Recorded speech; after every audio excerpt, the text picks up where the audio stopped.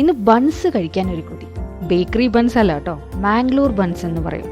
ഇത് ചെയ്യാൻ വേണ്ടി നല്ല പഴുത്ത 2 പഴം എടുക്കുക. അതിൻ്റെ കൂടെ 2 ടേബിൾ സ്പൂൺ പഞ്ചസാരയും ഇട്ടതിന് ശേഷം നന്നായി സ്മാഷ് ചെയ്യാം. എന്നിട്ട് ഇച്ചിരി തൈര് ഒഴിച്ചിട്ട് നന്നായിട്ട് മിക്സ് ചെയ്യാം. മിക്സ് ചെയ്തതിന് ശേഷം 2 കപ്പ് മൈദയും ഇച്ചിരി ഉപ്പും 1/4 ടീസ്പൂൺ ബേക്കിംഗ് സോഡ ഇതെല്ലാം ഇട്ട് നല്ല സോഫ്റ്റ് ആയിട്ടുള്ള ഒരു മാവ് കുഴച്ചെടുത്ത് വെക്കണം. ഇതിൽ കുറച്ച് എണ്ണ പുരട്ടി ഒരു 8 മണിക്കൂർ ഫെർമെൻറ്റ് ചെയ്യാൻ വേണ്ടി മാറ്റി വെക്കുക. 8 മണിക്കൂർ കഴിഞ്ഞപ്പോൾ നമ്മുടെ മാവൊന്ന് നോക്കിയേ, നന്നായിട്ട് പൊങ്ങി നല്ല സോഫ്റ്റായി. ഇനി ഇത് ഓരോരോ ഉരുളകളാക്കി കുറച്ച് കട്ടിക്ക് പരത്തി ചെറുതീയിൽ എണ്ണ ചൂടാകുമ്പോൾ നല്ല ഗോൾഡൻ ബ്രൗൺ കളർ ആവുന്നവരെ ഫ്രൈ ചെയ്ത് എടുക്കാം. കണ്ടാതാ ഇതുപോലെ.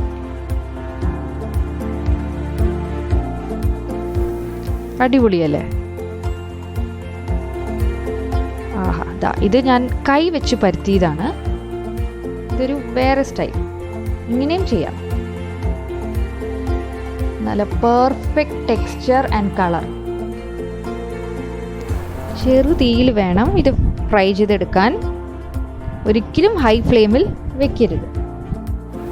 മൈദ യൂസ് ചെയ്യാൻ ഇഷ്ടമില്ലാത്തവർക്ക് ഗോതമ്പ് പൊടി വെച്ചും ഇത് ട്രൈ ചെയ്യാം. ഇനി നിങ്ങൾക്ക് ഇഷ്ടമുള്ള ഷേപ്പിലും ഇത് ഫ്രൈ ചെയ്തെടുക്കാം. ഇതാണ് നല്ല soft and spongy Mangalore buns. കഴിച്ചുകൊണ്ടേയിരിക്കും. ട്രൈ ചെയ്യാൻ മറക്കണ്ട. It's very easy.